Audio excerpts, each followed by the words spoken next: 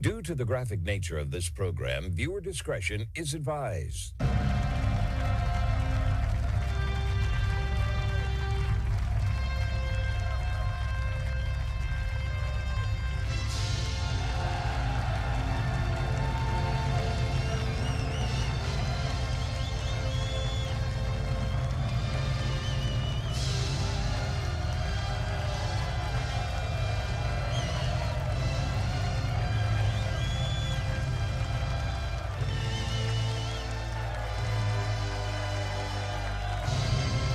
Hello, everyone. It is the Monday, May 4th, 2026 episode of the Marco Jure Show.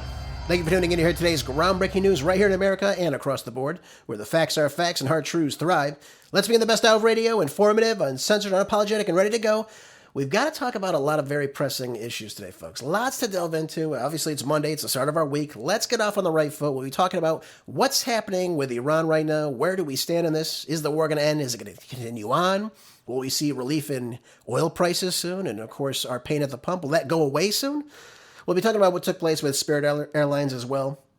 And who's really responsible for all that? I think you'll find that very, very interesting.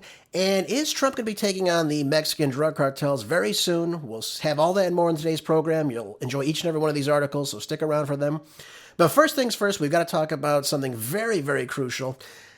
Anthony Fauci is back in the news right now. And let's start off with this article today. It's out of the New York Post. The indictment of Dr. Anthony Fauci's former advisor David Morenz on Tuesday of last week revived calls for the Justice Department to prosecute Fauci himself for allegedly lying to Congress about the funding of the risky gain-of-function research inside of China's Wuhan Institute of Virology right before the COVID pandemic took place. Now, let's all be very, very clear about what's going on here.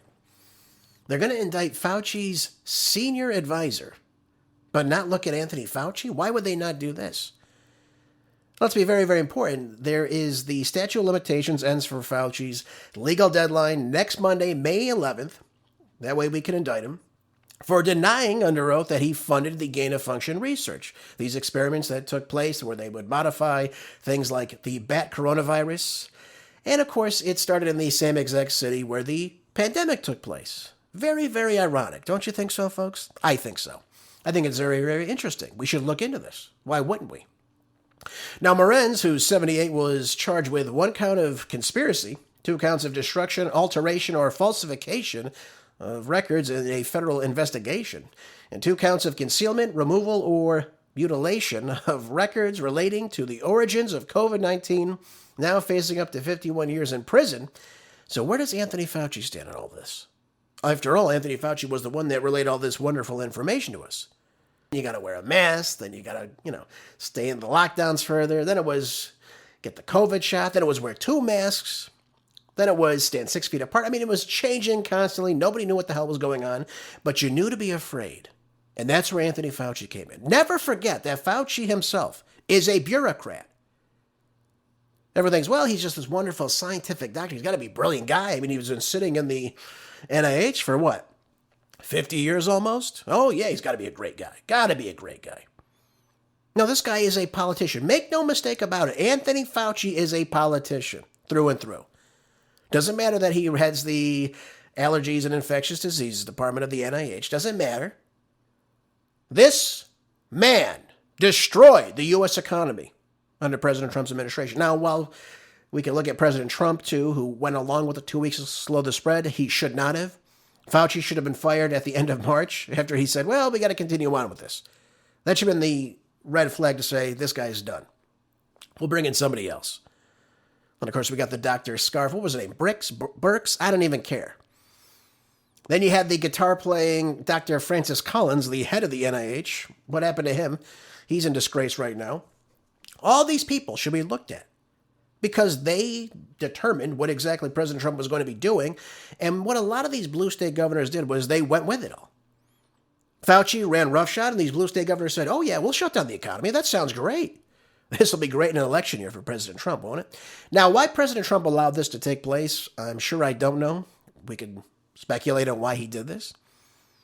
We could say, well, this was a new virus. We didn't understand what was going on. This guy is the said expert. He's supposed to know what's going on. But why would you let Fauci do this to you? Why would you let Fauci ruin your economy? Why would you let Fauci lock down kids out of school for almost 2 years like in my state of California? Why would you allow this to take place? Letting the government coming in, like using OSHA, for example, to coerce people into taking this unheard of vaccine that had 2 months worth of safety testing on it. There was so many things going back and forth that didn't make sense. Of course, we now had the FOIA reports where Fauci was going back and forth, for example, with people like Mark Zuckerberg, trying to remove this so-called disinformation, which was really anything that had to do contrary to what Anthony Fauci said. No room for that on social media, on Meta, for example. So this was problematic. And I'm sure many of you at the time remembered, if you would make a comment about, I don't think these masks work. I don't think this works out. And then, of course, you were flagged. It was taken down. You were shadow banned. It was ridiculous. Absolutely ridiculous. They were trying to create a narrative where it was just what the government was telling you. And that's where Fauci came in. He was the spokesmoron for all this. And he did a pretty good job, too, by the way. Of course, none of what he said had any basis in science. Let's take one thing he said, for example. Social distancing. That was the first thing that came out. And I remember because I was teaching at the time. I remember they said, we've got to start social distancing. And I remember Gavin Newsom was saying it on the news. And I was like, okay, what? Social distancing. And as someone who studies politicians, Gavin Newsom, for example, his mentor was Jerry Brown. And if you look at Jerry Brown throughout his career, Governor Moonbeam, right? One of the things he said back in 1980 when he was first governor of California, that first stretch where he started to destroy the state, he said, we've got to start using buzzwords. Buzzwords are good because people click onto it. They understand what they mean. They'll understand what we're saying. This is good. We'll use these buzzwords. Well, Gavin Newsom's no different. He uses social distancing. Now, what the hell is social distancing? It doesn't mean anything. But it's a buzzword. It gets you to think. It's not just distancing. It's social distancing. You have to socially isolate yourself from the people around you. Stand 6 feet apart. That's why when you go to the grocery store, you had all these 6 feet apart, all over the floors, right? Oh, yeah, 6 is all over the place. Anyways, that wasn't based in any science, though, folks. So Fauci made this up. There's no science that shows if you stand 6 feet apart from someone who's coughing, you're not going to get the virus or whatever it may be. It's ridiculous. And we know, of course, now that the COVID virus can spread up to, 90 feet without even dropping, unless, of course, you move around still. I mean, so at its own pace, it would just stay in the air, as was. It could travel up to 90 feet before even dropping. It's unbelievable. So where did he come up with this? He came up with it from a physician who worked at the NIH, Dr. Robert Glass. His daughter did a science fair project, submitted it later on, and it was called social distancing. It was created by a 14-year-old, folks. Not based in any science whatsoever, but it was used by you and I and other people when we were dealing with this COVID pandemic. So unscientific, first and foremost. And he ran with this, that he had to stand 6 feet apart from people. So if you went to the grocery store, you had to have a certain number of people in the store at a time. It was ridiculous. It was foolish. And then, of course, it was wear the mask. After that, after the social distancing took its toll, it was wear a mask. But keep social distancing, too, by the way. You don't get this very evil virus that's been in the United States for roughly it was about 6 months. I think it was first introduced in the United States in October 2019. That's when it was first known. Okay, fine. Social distancing it was. Then you had to wear the mask. The mask, right? The mask will stop the spread of the virus. Okay, fine. Now, of course, I didn't buy into any of this nonsense from the start, but nonetheless, to get into the grocery store, you had to put a mask on most of the time. The same mask that you looked at the box said not for medical use. So what is it for then? Why do doctors use these N95 masks? What is the purpose of these? It's because when they do surgery, they don't want any fluids or anything like that, blood, if you will, from the patient during a procedure or operation to hit you in the nose or the mouth and get inside of you, of course. Obviously, that's not good. We know nobody would want that. And understand this, it's only when they're doing surgery. They don't just wear it all day when they're in the hospital. It's ridiculous. That's why you would put the mask on, so something doesn't get into your mouth or your nasal cavity. Makes sense. And by the way, you're in a cooler setting. There's more oxygen coming through the operation room. So you're in a controlled environment. It's not just for personal use to walk outside with a mask on and prevent you from getting these viruses. Now, Dr. Simone Gold, she did this study on the masks, came out with it at the time, and found out that the size of the COVID virus was, I believe it was 0.1 microns. Very small, microscopic, you can't see it. The pores in the mask, however, were anywhere from, I believe it was 20 to 400 microns. Again, microscopic, can't see it, can't see the openings of the mask. But the COVID virus can penetrate any part of the mask. And let me just make another point, ladies and gentlemen. If you were to put on one of these masks, go look at somebody from the side. The side of it is wide open. So obviously from the front, it looks like your whole face is covered, but from the sides, they're still wide open. They're not going to prevent anything. It was foolish from the start to even go on with that trend, but that's what Fauci did. And then he started doing the wear two masks. One mask isn't good enough. Wear two masks. Wear three masks. Stand 6 feet apart. We went through this whole mumbo jumbo. It's a bunch of nonsense. A balderdash to a T was Anthony Fauci's recommendation to stop COVID-19 from affecting you. On top of the lockdowns, which again we know were ineffective as well. That being said, what was the later stage of what he was talking about? He tried to push the COVID-19 shot on you. They used OSHA to go through businesses to coerce workers to take the shot or get fired. Remember they did that? Oh yeah, take the shot or you get fired. So it was unbelievable at the time. Taking a shot at which we had roughly 2 months of safety testing. I mean, folks, there's a reason why, for example, there's a long time to take for shots to be approved. And there's a reason for medicine as well, because you don't know the long-term effects of what they can do to your body. Remember, this is something that is going to be staying inside your body. So you want to make sure that it's safe for you to take. Makes sense. Just like if you were taking a pill or an antibiotic, you want to know that it's safe for you. Anyways, they just simply greenlit the whole thing during Operation Warp Speed, right? They said, well, we're just going to push it through, forget all the safety testing, don't worry about it, let's just get it out there. Then you had all the people on the television, remember that? I'll take this shot no matter what's inside of it. Well, okay, lady, well, good luck with that. And by the way, I can point to many of the different ailments you can get as a result of this shot, right? Remember? Sterility, heart attack, stroke, blood clot, pericarditis, myocarditis, heart attacks, MS. I mean, it's just unbelievable when you look at all the ramifications of taking the shot. We saw soccer athletes in Europe, for example, passing out of dying on the field, heart attacks, something you would never see. We saw that from people taking the shot on the television. They're standing there, and all of a sudden they keel over and die, essentially. Don't worry, this is totally safe. We'll have Mr. Fauci take it. Look at him, he's fine. Now, he probably got saline solution injected into him, nonetheless, but this is what was being fed to us. But remember, people would get the shot on TV, they'd be standing there, and then they'd keel right over, and then they'd cut to a commercial. Whatever happened to these people? We're never told. But this is what they fed you, the illusion that the shot was good for you. He originally came out and said it was 99% effective, this shot. 99%, right? Then it was 95, then it was 90. And you're like, well, isn't the survival rate if you're just a healthy human being? Unless, of course, you have multiple comorbidities, which I believe even then you had a 94% chance of survival if you were in contact with it. But the survival rate was 99.9997%, folks. It still is to this day. But remember, let's be very clear. These coronaviruses, over time, they get weaker.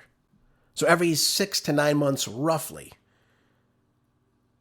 they morph into a maybe more contagious but less lethal virus. That's how they survive in the environment. So by the time President Trump came out with this national emergency of the COVID virus, we'd already been around it for 6 months. And nobody saw anything different, right? When you went to Christmas of 2019, nobody was sick and coughing and hacking up a lung or keeling over and dying. Hopefully not, of course. But there was no change in society until he made this announcement. I wasn't fearing for my life a week before he made this announcement that, my God, I might get sick. We heard about it, but it was nothing on the mainstream. Everyone was panicking. Hospitals weren't overrun. There were Again, no people in excess dying. In fact, less people died in 2020 than they did in 2021. Let's try to make sense of that. This was before the shot was even taken. I'll let you make your own decision on why that was. But you were fed all this nonsense. You were told to comply. People were worried. They didn't know what this was. Is it something we can't treat? Will I die if I get it? All these things. But the idea is that Fauci was the one behind all this research. That's the key about this. And of course, he ended up lying about it. And of course, we know now that, for example, Rand Paul, who was one of the people that was always, taking it to Anthony Fauci, was somebody that was pushing him on this. Did you fund this gain-of-function research? And we know that he had grants through things like EcoHealth Alliance, the University of Chapel Hill, places like this that were funding this sort of research. We know this now because we have the information about all of it. But Fauci lied and people ended up dying, unfortunately. Well, here's a little bit of their exchange. I want you to listen to this. He calls him out for this right away, but we need to get to the bottom of this. Any way you look at this, we need to hold Anthony Fauci accountable for this. This cannot go on where we have somebody in government making these ideas that you have to go out and do certain things, shut businesses down, lock down, take a shot, wear a mask, otherwise you can't function in society. And then, of course, we had the people shunning people that didn't want to go through with this. I was one of these people that said, I'm not taking a shot, I'm not wearing a mask out in public, number one. But this was ridiculous, right? They made all these stipulations of how you had to function in society. And people went along with it, usually because fear tactics work. Really, it was a beta test. How will people respond? Are they going to just brush it off and say, I'm still going to go to my work. I'm still going to keep my business open. I'm not going to close my restaurant down because LA County decides to do X, Y, and Z. I'm not going to do it. My business will stay open. And by the way, they actually shut down several businesses. We saw, for example, people were wakeboarding in the San Francisco Bay and getting arrested when they were all by themselves. It was stupid, folks. Nonetheless, it was stupid. And you should realize that, yes, it was stupid. And we should never fall for anything like this ever again. Anyways, here's their exchange. Senator Paul, I have never lied before the Congress, and I do not retract that statement. This paper that you are referring to was judged by qualified staff up and down the chain as not being gain of function. Let me finish. You take an animal virus and you increase its transmissibility to humans, right. You're saying that's not gain of function? Yeah, that is correct. And Senator Paul, you do not know what you are talking about, quite frankly. And I want to say that officially. You do not know what you are talking about. You get NIH, one person. Let's read from the NIH definition of gain of function. This is your definition that you guys wrote. It says that scientific research that increases the transmissibility among mammals is gain of function. They took animal viruses that only occur in animals and they increased their transmissibility to humans. How you can say that is not gain of function? It is not. It's a dance, and you're dancing around this because you're trying to obscure responsibility for 4 million people dying around the world from a pandemic. And let's send Dr. Fauci. I have to, now you're getting into something. If the point that you are making is that the grant that was funded as a sub-award from EcoHealth to Wuhan created SARS-CoV-2, that's where you are getting. Let me finish. We don't know. Well, we don't wait know a minute. If it did come from the lab, but all the evidence is pointing that it came from the lab, and there will be responsibility for those who funded the lab, including yourself. Oh, well, he should be. 100%. So if he knew about this, why would he come out originally and say, I had no idea about gain of function. I have no idea what's happening here. That's what he said. He lied under oath. We need to hold people like this accountable. So if his advisor is getting caught with, again, all these conspiracies, destroying evidence, why would Anthony Fauci, who's in charge of this department, by the way, make no mistake about it, Anthony Fauci is in charge of all this. Are we really to believe that he had no idea this was taking place? If the man next to him is going down, how can Anthony Fauci also not go down? And by the way, if he was lying directly to Congress, he needs to be held accountable for this. People took his advice. People didn't see the loved ones during Christmas time and Thanksgiving and New Year's and Easter because of what this jerk told people to do, which was based on no science whatsoever, none whatsoever. Let's be very clear about this. Nothing he said. The mask didn't work. The 6 feet apart didn't work. The lockdowns didn't work. The shot didn't work, and yet people took it. Maybe people were ill from this. Again, we could look at research from people like Edward Dowd that looked at the people that were dying as a result of taking these shots, the correlation between that. It's not Marco Dre's telling us. It's obviously proven. And the ramifications, people, young kids getting pericarditis, myocarditis. Folks, this is not good to get these ailments.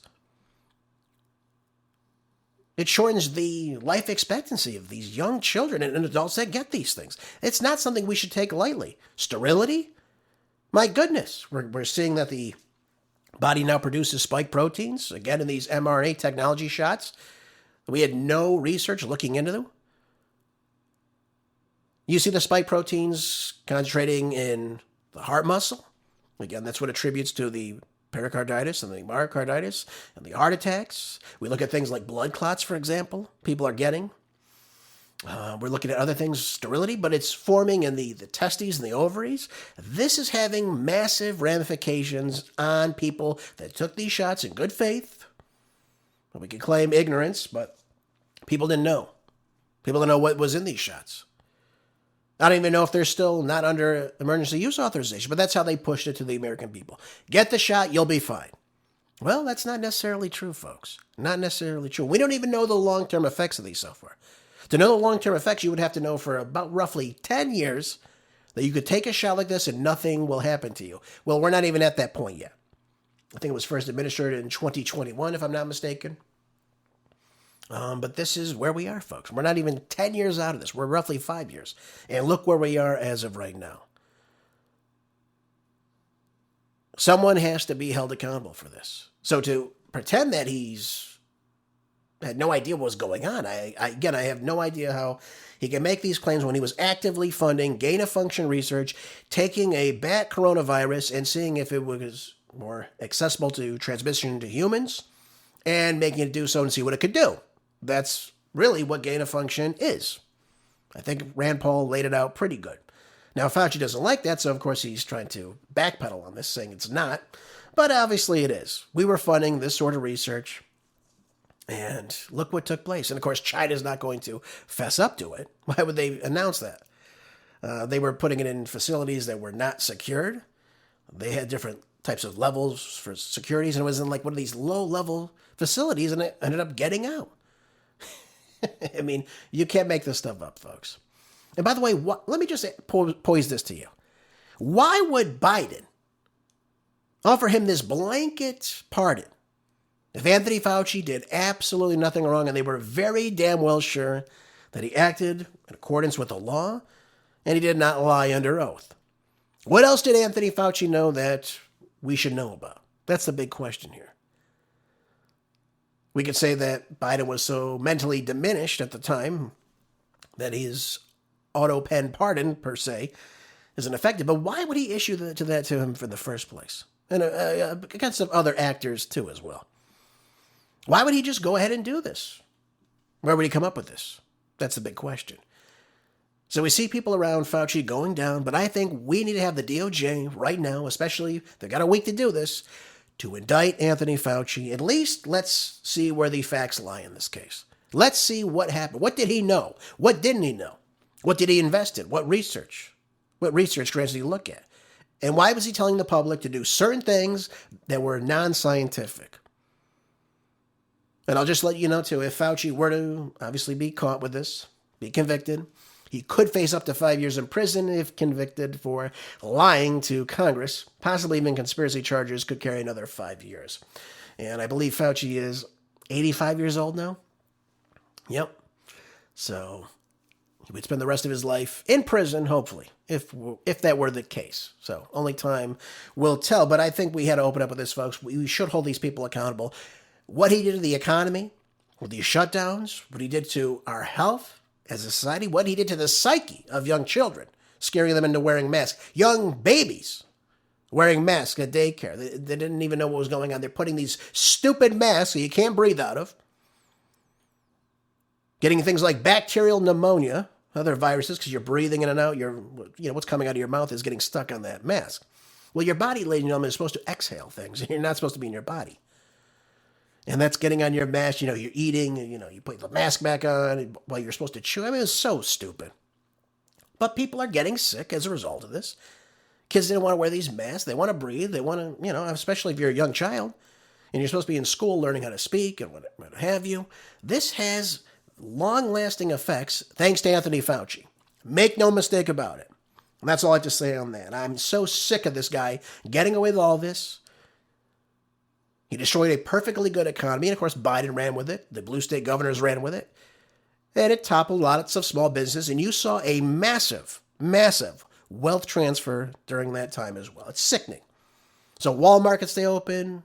Staples could stay open. Strip clubs, liquor stores, they could stay open. No worries about that. But, your small business, all that. Schools, they had to get shut down. It's unbelievable. All right, next up, let's talk about something very, very important. We've got to go on to what's taking place over the weekend. We know, for example, the War Powers Resolution ended on May 1st, on Friday. Congress has yet to act on this or even comment on this. Certainly they did not vote to extend the war, give President Trump the ability to do so. This is out of Bloomberg, though. I think you'll all find this very, very interesting in this news story that's unfolding. It says here that President Trump now casts doubt on Iran peace proposal as details further emerge. We should be looking at the efforts to obviously broker a peace negotiation with Iran right now to end the war. We're now entering its third month, week number 10. Nothing has changed with the Iranians. They're still going full force on this. We have yet to see them crumble. There's simply no regime change going on. But President Trump said that the Islamic Republic's latest peace proposal might not be enough to satisfy him. Well, of course not. They're the ones who are winning. And President Trump is not coming to the terms that, yes, he's got to agree to some things that the Iranians want. Relief of sanctions. Setting up a toll inside of the Strait of Hormuz for passage for commerce. They will control that. And by the way, people are coming out and saying now, well, look, they're holding the Strait hostage, Jerez. Come on.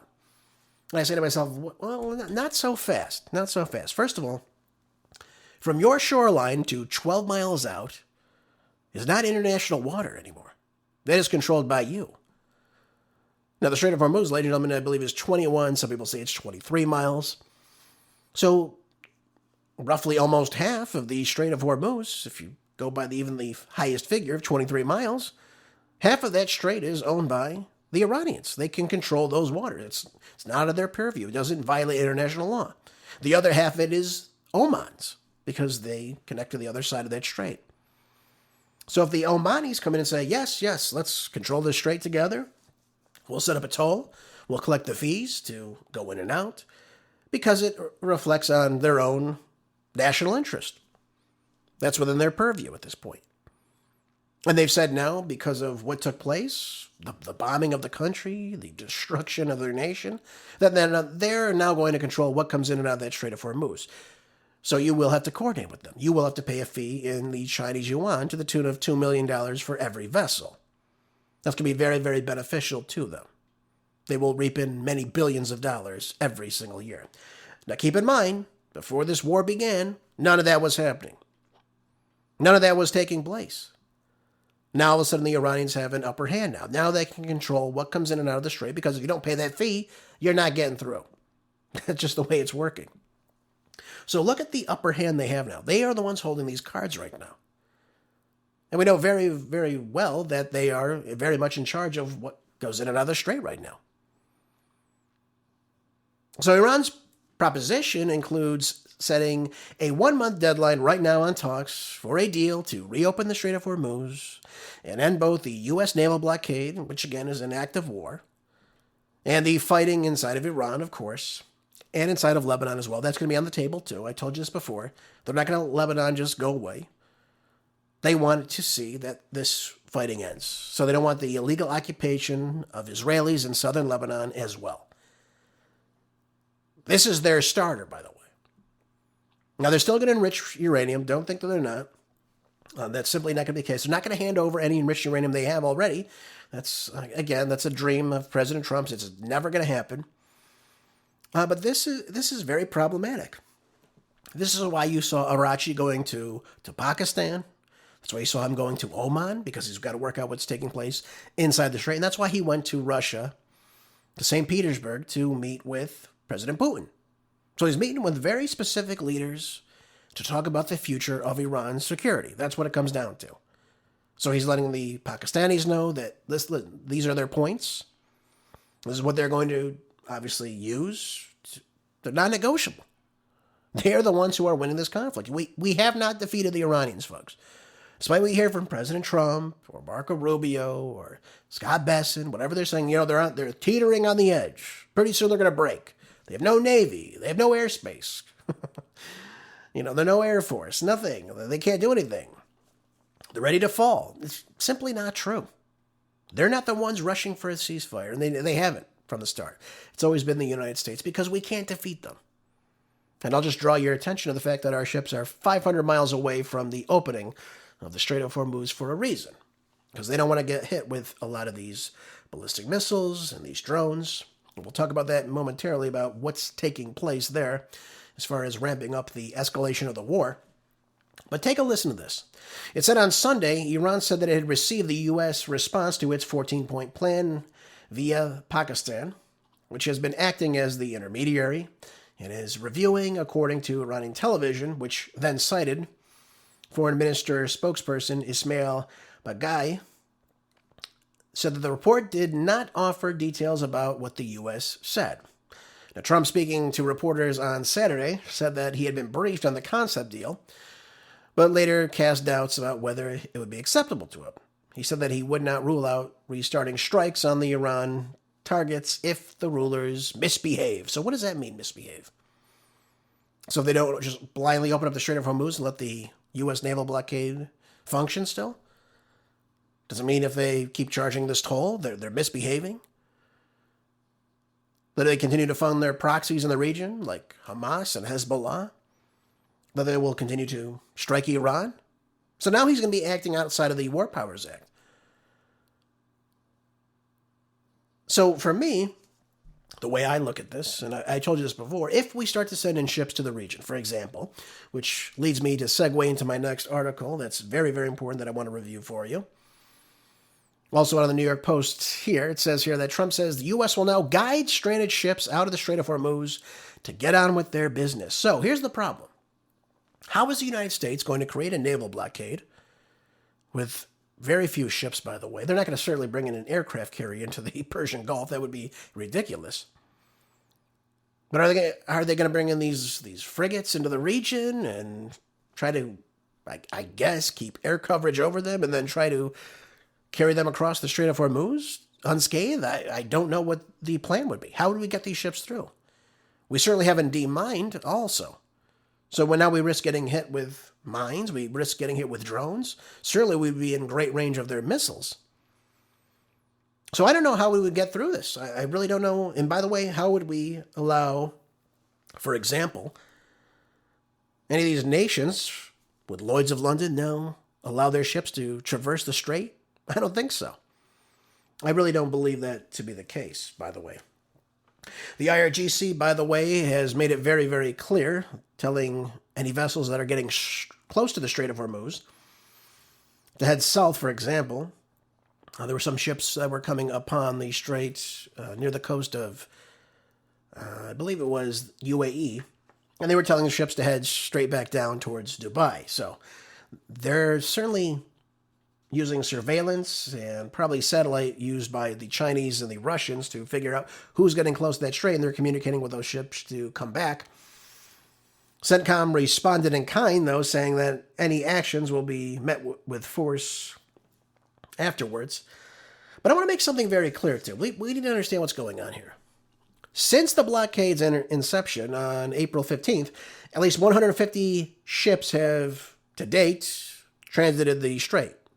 That means if they were associated with the Iranians or leaving an Iranian port, 150 ships have left the Strait of Hormuz. The U.S. has maybe stopped boarded and seized maybe 5 ships. So you got to look at that ratio. There's more ships leaving the Strait of Hormuz that are associated with the Iranians than they have stopped and, of course, boarded. So we've got to understand what this blockade is really doing. Are we doing a whole lot of nothing, it seems? Nothing seems to be happening right now. We're not really blocking many of these ships. Many of these ships are turning off their transponders and heading to their said destinations. That's the truth of the matter.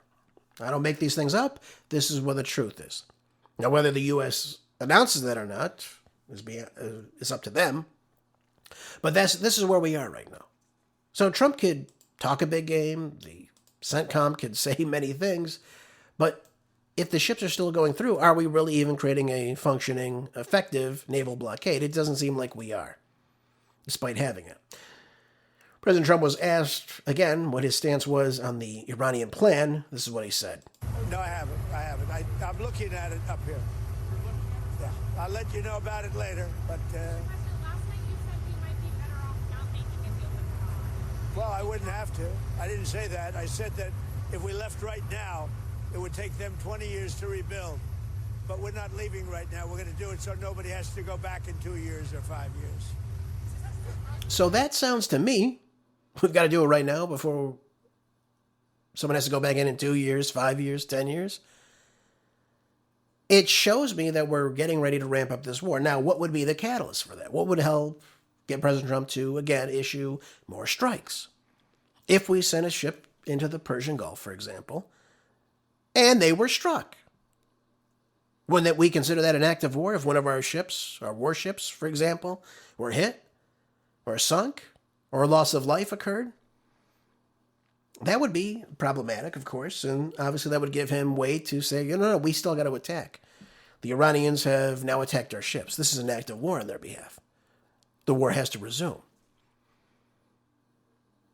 So when I see things like we're going to be taking ships to and from the Strait of Hormuz, I don't see, number one, how we would be able to do that. How would we offer them any type of safety? But we would be opening ourselves up to being hit.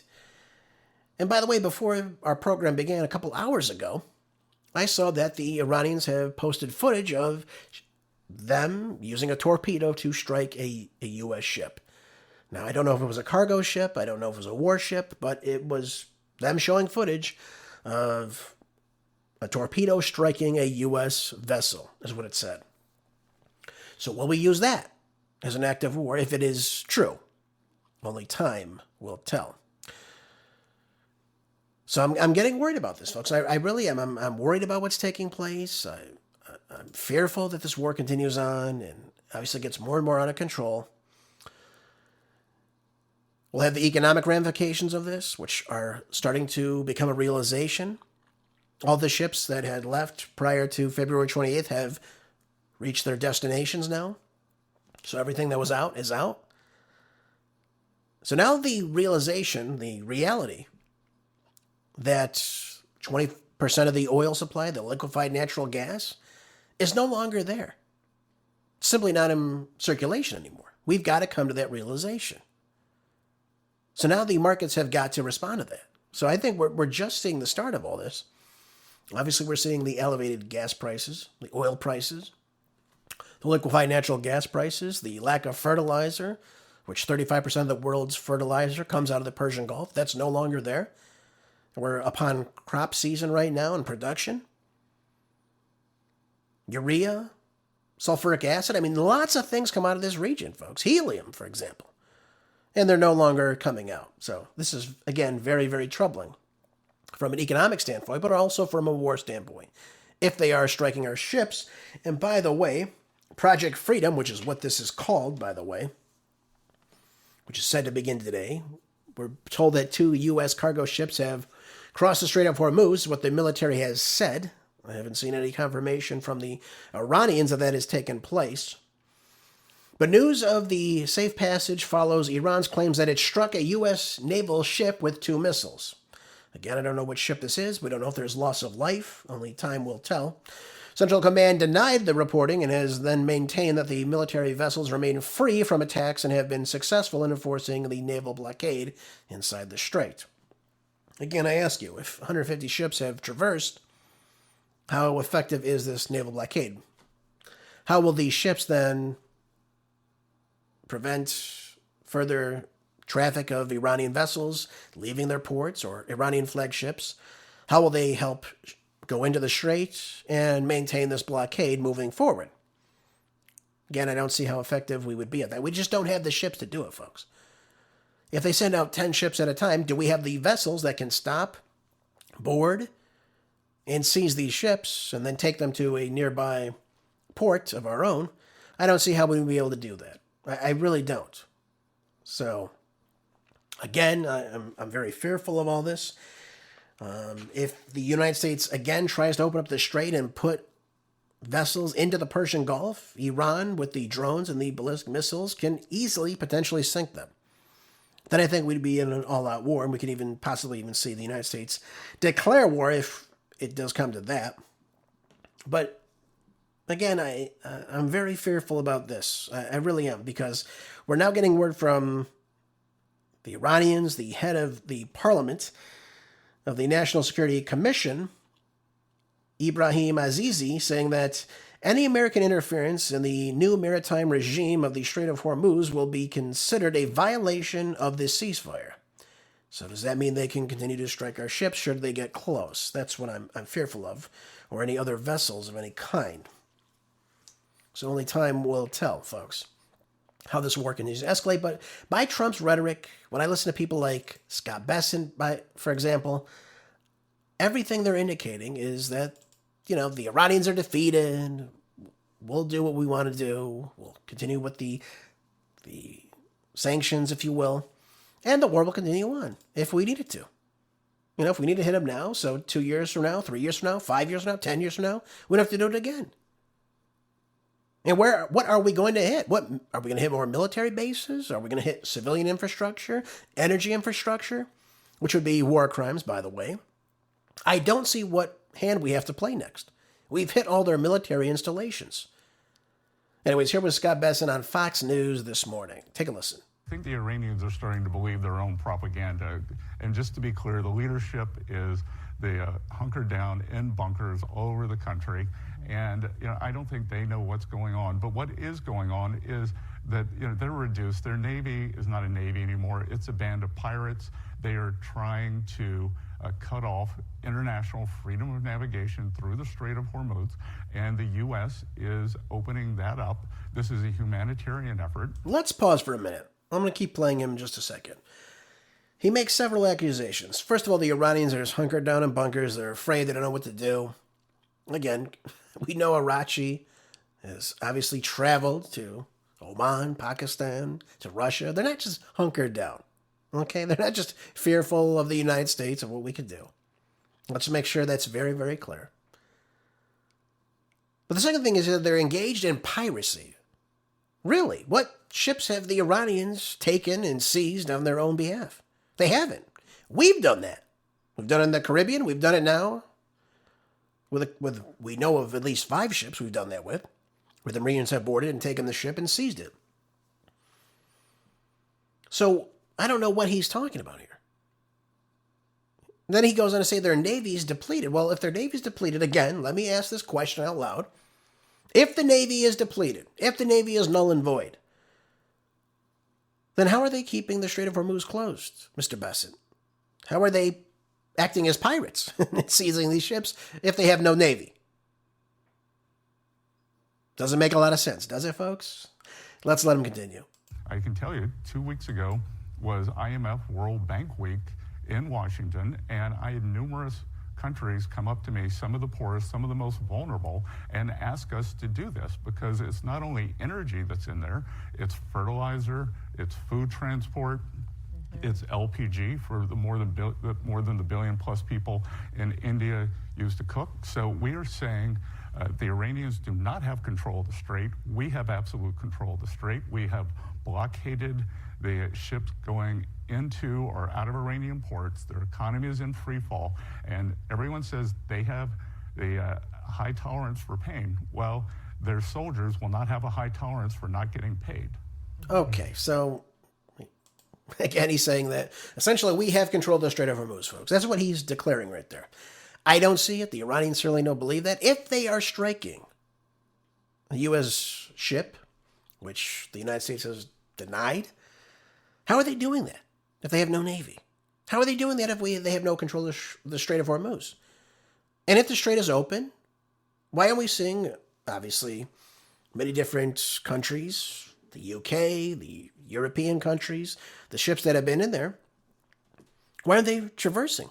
Why would they go back yesterday evening, by the way? We saw this. Again, I'm looking at the article.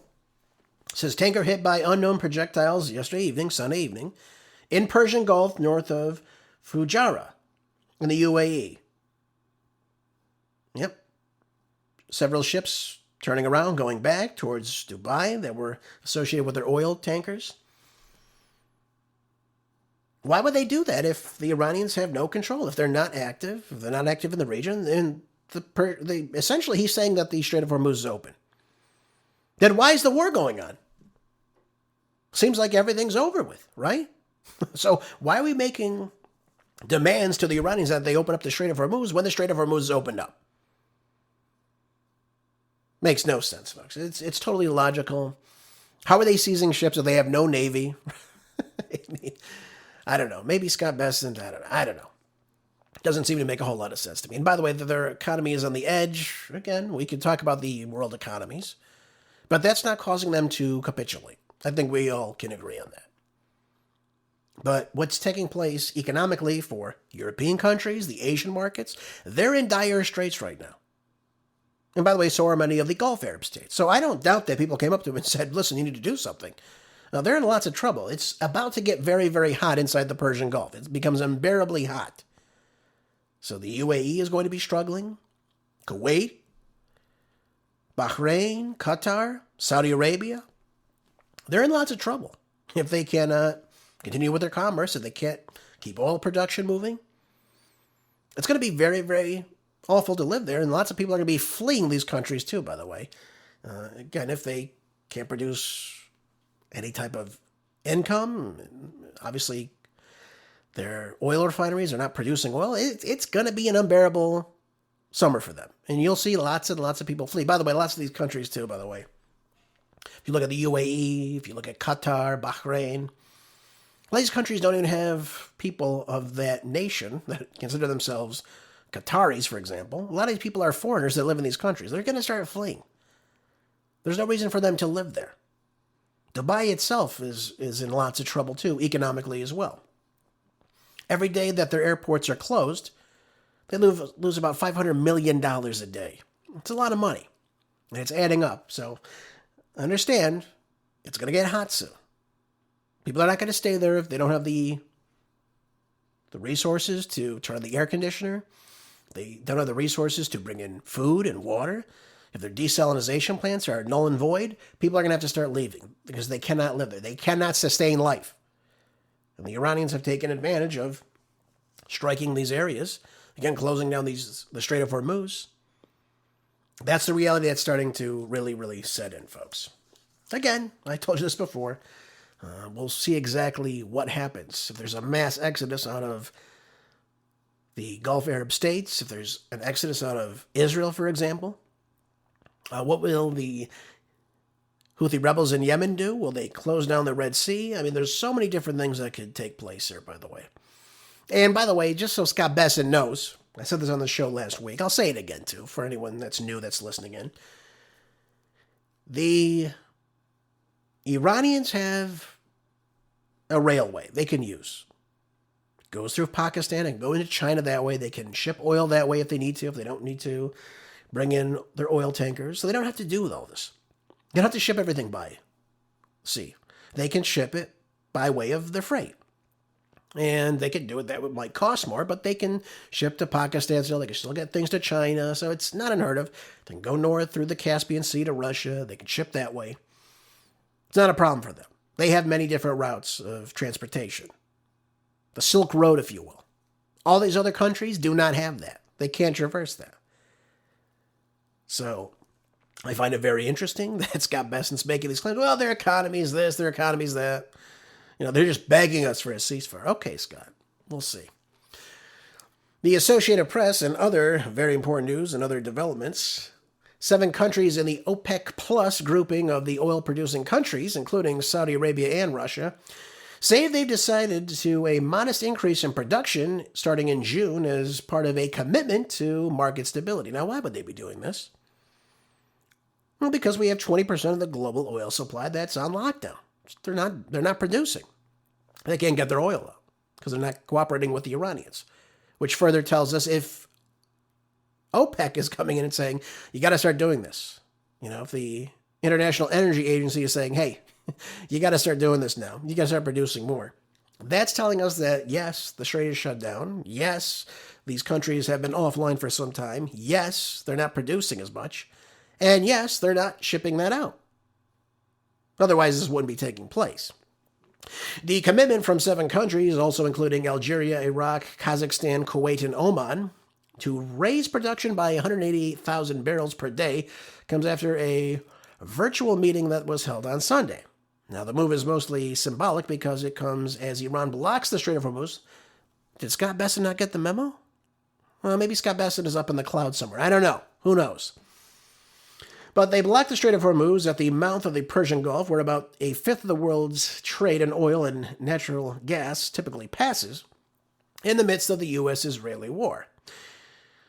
That has stopped much of the oil shipped from the Gulf producers and knocked millions of barrels a day off the global market. So basically, folks, what this article is telling you is what I've been telling you all along. The Iranians are controlling the strait. They are deciding who comes in and who comes out. And they're the ones that have not asked for this ceasefire, clearly, because they're doing exactly what they want to do. So in the face of it all, even in the midst of this so-called U.S. naval blockade, they still control the Strait of Hormuz, and we have not yet opened it up. Certainly not militarily. And I don't know what that would even look like if we try to do so. I really don't. If we do try to bring in ships, which it seems like we might, that's going to be very, very devastating for them. And again, I pray for our Marines. I pray for our men in the military that have to deal with this nonsense. Because, again, there's no reason for Trump to do this. I think this is the last-ditch effort to keep the war going on. Because if the Iranians did strike a ship, then that calls for more war, more retaliation, if you will. That's what it comes down to. So if the OPEC nations, the OPEC oil cartel, are obviously shaken up by the 65-year-old alliance, and they're now saying, you got to start producing more. These countries outside of the Gulf, you got to start doing more for us. Please help us. That tells me that economic turmoil is setting in place, the realization that the oil that has been shipped, that has been out at sea, that's finally reached its destination, that's finally come to the refineries, you're going to start seeing that price of oil go up. That's the truth of the matter. And while we're seeing oil futures changing, obviously it's gone back and forth again due to Trump's rhetoric. I don't deny that at all. Obviously him saying, well, we'll look at a proposal. Yes, we'll come back. We'll look at this. We'll do this. We're seeing a lot of things changing on the oil futures. So, for example, today when I'm looking at it, Brent crude is up now $113.91 per barrel. West Texas Intermediate is sitting at $105 and roughly some change. But they're all elevated. They're not going back down right now. And they'll probably stay that way. Everything across the oil markets is up. So, when we look at things like this, for example, we have to understand something. It's now setting in that oil is coming in, that's been refined now, at the elevated prices, for example. So now everything coming out of the Persian Gulf, West Texas Intermediate, those markets that are selling for 113, 115, whatever it may sell at, right? Remember, those are the benchmarks. But let's say they are $115 per barrel. That still has to go through further refining. Sometimes has to get shipped to another facility before it becomes the gas or the oil for sale. And we have to think about, for example, Venezuelan sour crude, right? Let's use that as an example. It's dense, it's thick, it has to be pumped out of the ground, it costs more. So therefore, the logistics and the process for that is becoming much more costly. It ends up costing them more. And prices being up $40 per barrel are not helping the prices and the logistics.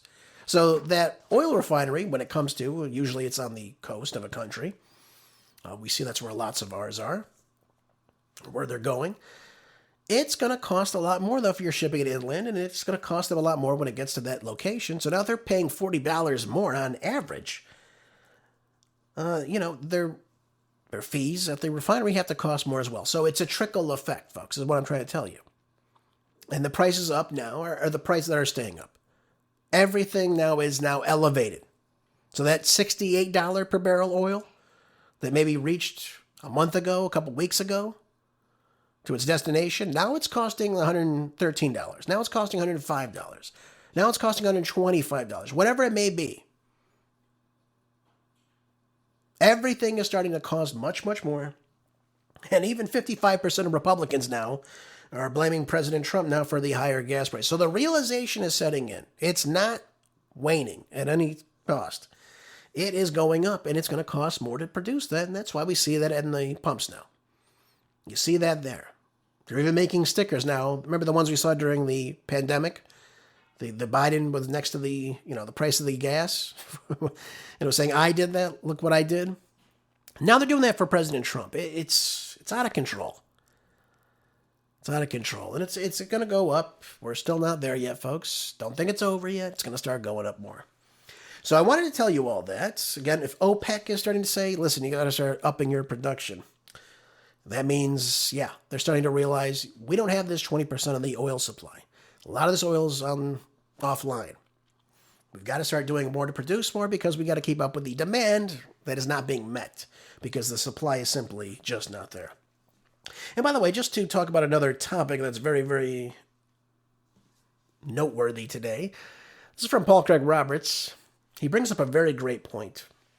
And we talk about Trump's relationship with NATO a lot of the times.